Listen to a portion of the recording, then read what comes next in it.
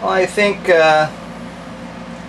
this guy doesn't necessarily need a whole lot of introducing. This is Dendroaspis polylepis, or the black mamba. This is a juvenile, about 2-footer, looks like a male. I'm just opening this so I can put a hide box in and get him out on the hook.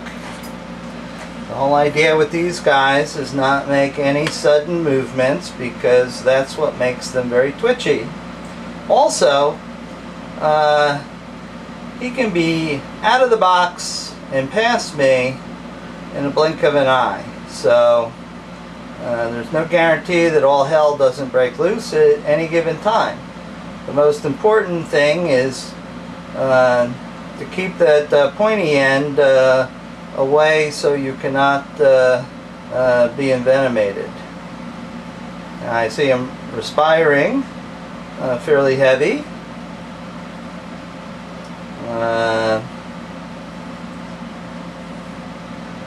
So we're going to go ahead and very carefully. There's the classic, those head movements, how quick they are, looking around. See, here he is up on the hook.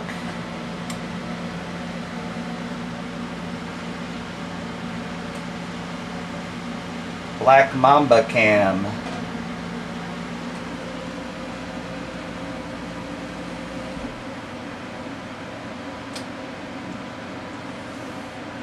The whole idea is not to startle them. These guys were born, I guess, in March. You know, subsequently, if you move slowly and you don't piss them off or scare them, some people like to use the tongues and stuff. That's a last resort. Oh no, Dendroaspis can for sure. I don't like doing that because, you know, if you imagine in their psyche, if something grabs them along the back, they instantly think, oh no, something's going to eat me. It's a predator. And their immediate, you know, reflex is to bite. To get that to let go. So, and then you have a really wacky, very startled, scared snake. You know, and that's what you try to avoid. So I'm going to stop now, put the camera down, put the little hide that I got for him in the box, and hopefully put him back in there without any fuss.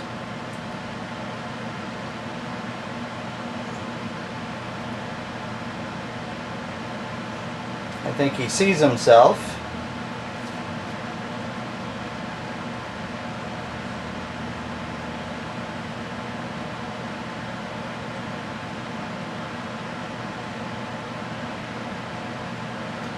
You know, he detects other snakes and stuff on it,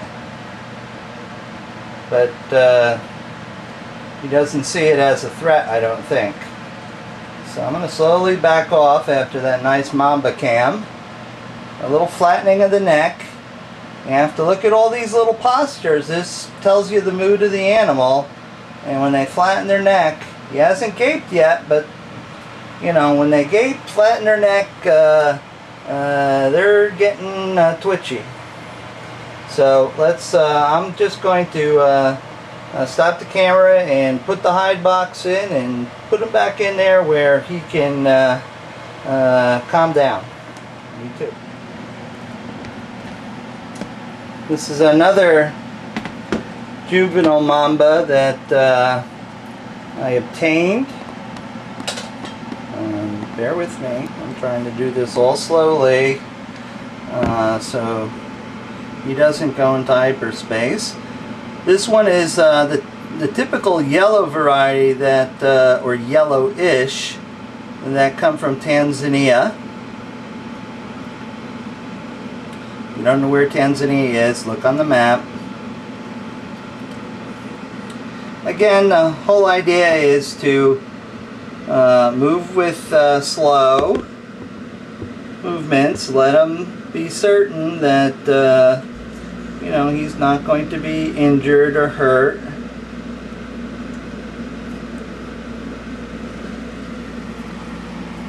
Again, I didn't have hides for them last night when they arrived, so here we are today. Oh, he wants to visit the Ekis. No, guy. Let's not play any games. You just hang out there on the hook and not climb the hook like you did last night. Poor Bob thought he was going to have heart failure because you know, they weren't speedy last night, but they were going up the hook, and you know, I was remaining fairly calm, which is the right thing to do. Now he could lightning strike, you know, just so fast. Really a bit risky, but you know, I'm trusting not to piss the guy off. Now again, what I'm going to do is set the camera down and put the hide in the box. And then I'm going to put Mr. Mamba back in the box, and hopefully he doesn't go jetting out. Oh, that's beautiful. That's exactly what we have in mind. Let Mr. Mamba go into the hide box where he can feel comfy. Okay, that worked perfectly. Again, these are very wild, even though these were captive born, these are wild snakes and anything can happen. Not that I really need a reminder. However, I do have other people that come in and work here on occasion. So if they're not familiar with Bibron's mole viper, that's just a reminder. I like the cute little finger that's bandaged up. Right, Mark O'Shea? You know what that's like.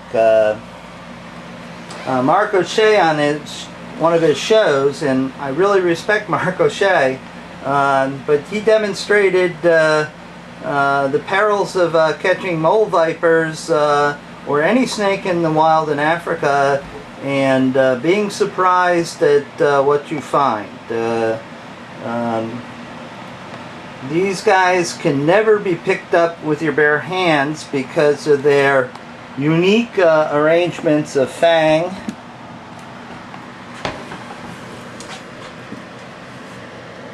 Their fangs don't erect, but are very long for snakes of this size, and they sort of jut out the sides of the mouth.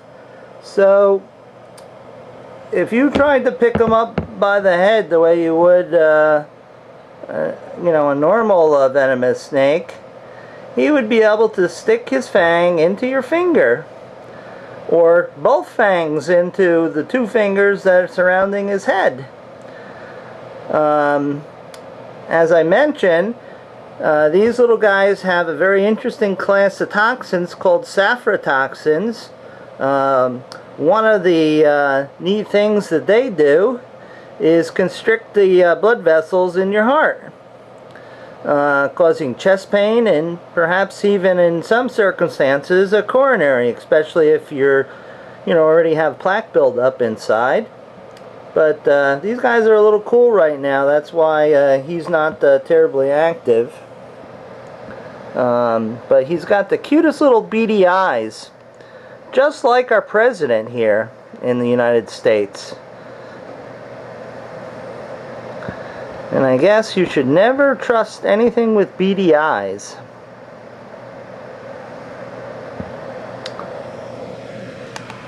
So that's one of the little boys that I got. And let's see. We should probably put a little size reference in there so you can see the size of this. This is in a US quarter. and his overall size is quite small. They get larger than this, but not all that much larger. Bibron's mole viper, Atraspis bibroni.